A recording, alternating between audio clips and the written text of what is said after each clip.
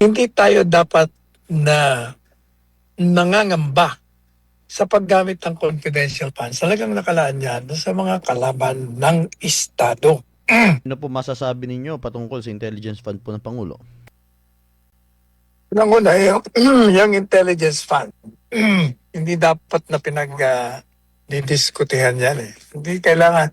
Kasi yung commission on audit, meron silang mga prosedimento dyan para matukoy mo kung nasa tama ang paggastos yan o hindi. Pangalawa, yung confidential funds, talagang yan ay nakalaan sa mga kalaban ng Estado.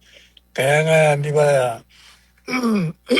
ini-criticize natin yung ginagawa nilang paggamit ng di umanong irregular na pag-disburse ng confidential funds ni BP Sara. Gayong wala namang irregularidad dahil sabi mismo ng Commission on Audit. So madalit sabi, dapat na nangangamba sa paggamit ng confidential funds. Talagang nakalaan yan sa mga kalaban ng Estado. At yun namang isang nagkukomentaryo, remind din itong mga analyst na ito. Most of them are not also using their common sense. Sabi nila, bakit tayo nakaalay sa Amerika, hindi natin alam ang giyera? Baka akala ko ba na meron tayong intelligence. Unang-una, hindi mo kailangan ng intelligence. Alam mo ba kung bakit, Franco? Araw-araw tinatalakay ang giyera doon sa Middle East.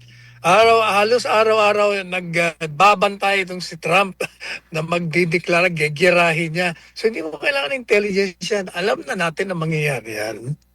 Kaya nga hindi ba sabi natin, matagal na yan, 5 taon na yung away na yan sa Russia, sa Ukraine, sa Iran, sa Israel, sa Hamas na yan. Alam na natin yan. 5 taon na nga eh. Kaya dapat napaghandaan na natin lahat yan.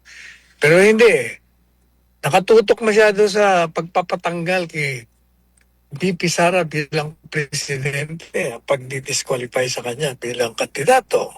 At ang pagpapakulong kay Presidente Duterte, yan ang inatupag nila. Kaya hindi handa ang gobyerno.